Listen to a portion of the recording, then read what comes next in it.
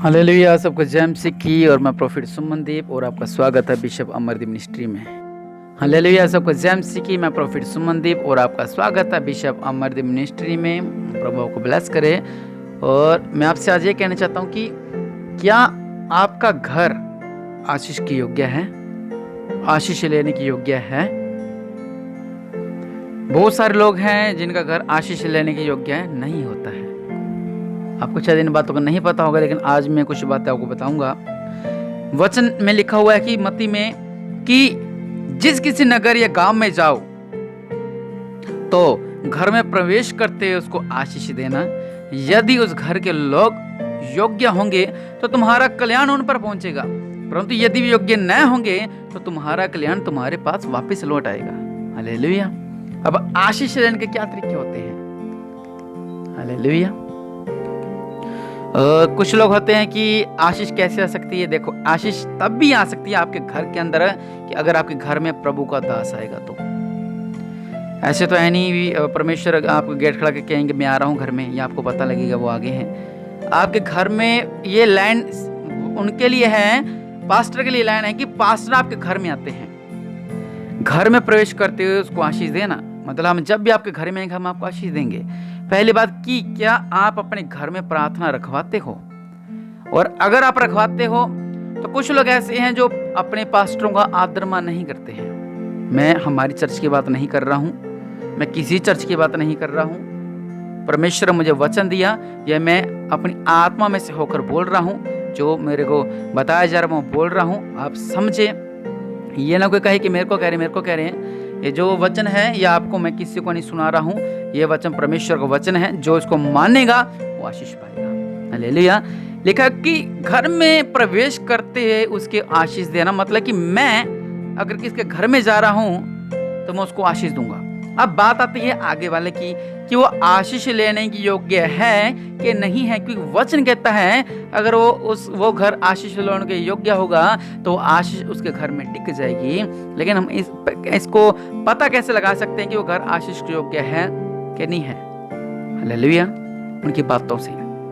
आप इनके घर में गए, कोई आपको पानी नहीं पूछने आया, किसी ने आपको चाय नहीं पिलाई, किसी ने आपका आदर नहीं किया, किसी ने आपका सम्मान नहीं किया। अब जब प्रार्थना कर रहे थे, क्योंकि प्रार्थना में बैठा ही नहीं, अपनी ही बातें करने लग गए। आपने प्रचार समझाना चाहा, लेकिन वो समझाने के लायक ही नहीं था। वहां पे लोग कोई समझने के लायक ही नहीं था। वो कोई अपना क्या कर रहा है, कोई अपना क्या कर रहा है, कोई रोटी बना रहा है, कोई सब्जी बना रहा है, कोई रिश्तेदार की सेवा कर रहा है। इधर वो बेचारा पास्टर अपनी प्रार्थना करने लगा हुआ है। नहीं, अगर आप जब परमेश्वर दास को बुलाते हो अपने घर में, उत्तम भेंट दे परमेश्वर के दास को। पहली बात ये, क्योंकि पास्टर ने अपना घर चलाना होता है, अपना परिवार चलाना होता है, और अपने बच्चों की फीस भरनी होती है, बिल भरना होता है, काफी सारी जरूरत अपनी पूरी करनी होती हैं। आप पास्टर को अपने घर पे बुलाते हो, उसको भेंट देते हो। कितनी भेंट देते हो? उसका तेल से भी कम। वो बेचारा आपके पास आता है, वो तेल के पैसे भी आप नहीं दे पाते उसको भेंट दे। वो बेचारा कैसे घर चलाएगा अपना? वो कोई जॉब नहीं करता हो, वो सेवा करता है परमेश्वर की। हालेलुया। अगर आपके घर में आता है, कुछ लोग ऐसे हैं मैंने देखा कि वो पानी पिलाकर प्रार्थना शुरू कर लेते हैं।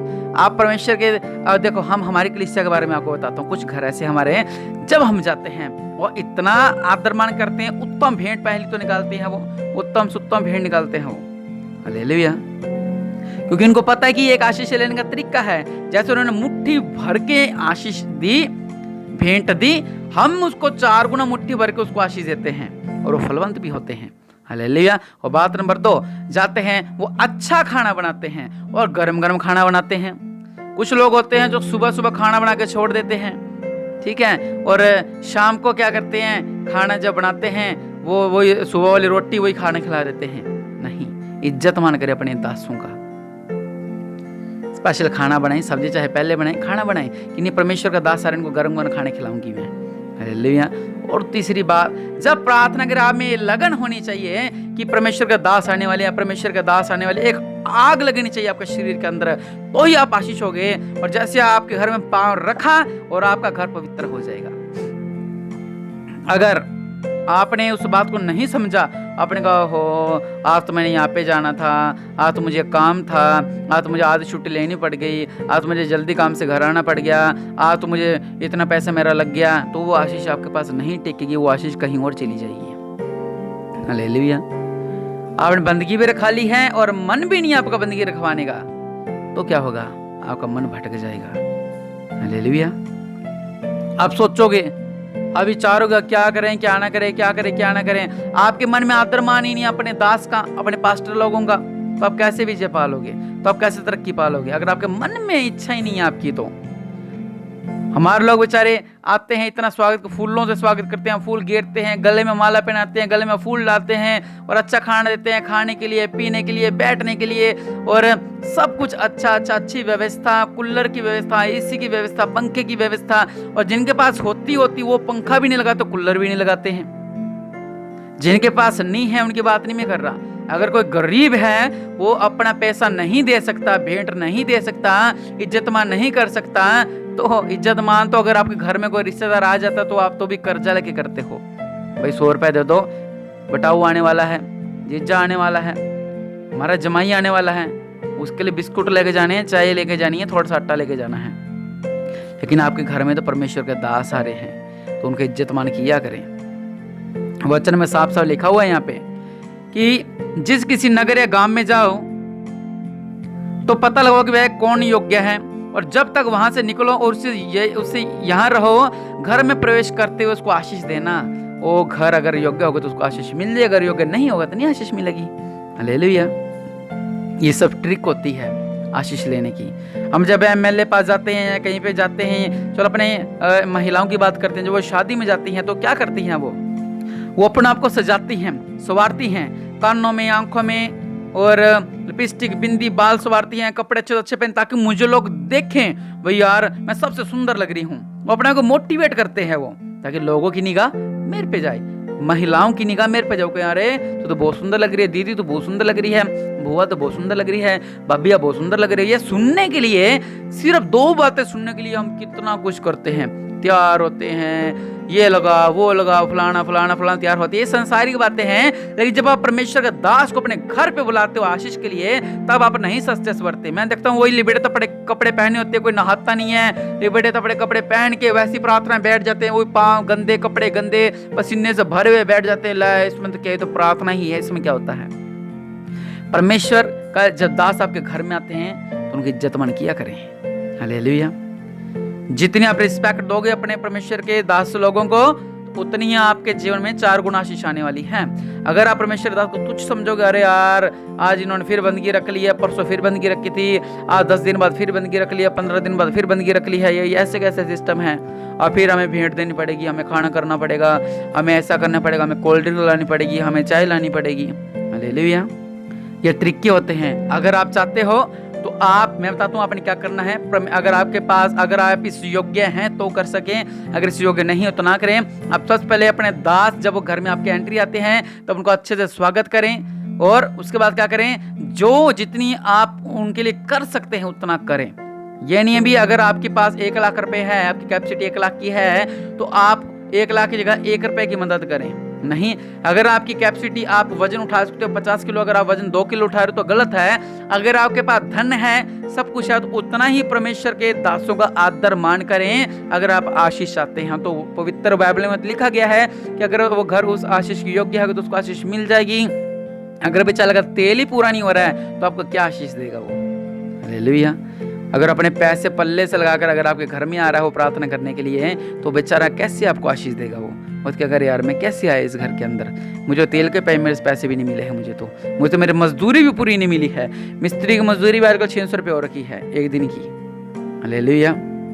अगर आपके पास धन नहीं है तो कोई बात नहीं, आप कहें अपने पास्टर से कि पास्टर जी मेरे पास धन नहीं है, मेरे पास धन नहीं है, आप जरूर मेरे घर में प्रार्थना करने हैं, तो निश्चय पास्टर आपके घर में प्रार्थना करके जाएंगे और आपको आशीष भी देके जाएंगे।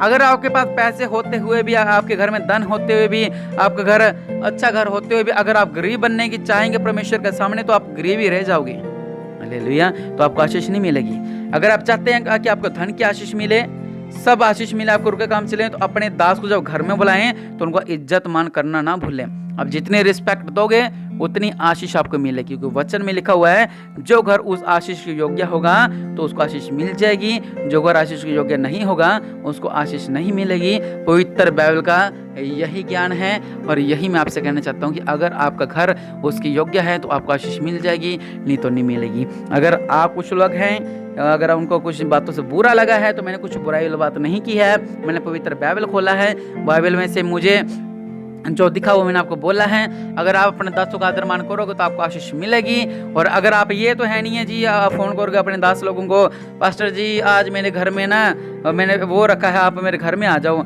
आज फिर मेरे घर में आ जाओ, ऐसे नहीं। जब आपके घर में प्रार्थना सभा होगी तभी आप परमेश्वर के दास लोगों को घर में बुलाओगे। अगर आप उनको इज्जत मान करोगे तो आपको आशीष मिलेगी, ब्लेसिंग मिलेगी। अगर आप उनको इज्जत नहीं दोगे तो आपको रिस्पेक्ट और आपको आशीष नहीं मिलेगी। मेरी बात को हमेशा ध्यान रखें। मैं फिर से आपको वचन पढ़ा दूं। वचन कहता है घर में प्रवेश करते उसको आशीष देना, यदि उस घर के लोग योग्य होंगे तो उसका कल्याण होगा, नहीं तो आपका कल्याण आपके तक वापस पहुंच जाएगा। मैं उम्मीद रखता हूं कि आप मेरी इन बातों को समझ चुके होंगे। आज से आप अपने व्यवहार को बदलिए अपने पास्टर के प्रति। जब आपके घर में आए उनको इज्जत मान सम्मान दें और उनको उत्तम भेंट दें। अपने दशमांश और अपनी भेंट अलग अलग होती है, इस बात को याद रखें।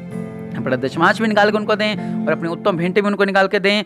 प्रभु आपको ब्लेस करें, आप आशीष रहें और प्रभु यीशु मसीह के नाम से हर एक बंधन में तोड़ता हूँ। प्रभु यीशु मसीह आपका जीवन में अद्भुत कार्य करें, आप ब्लेस रहें। आमीन।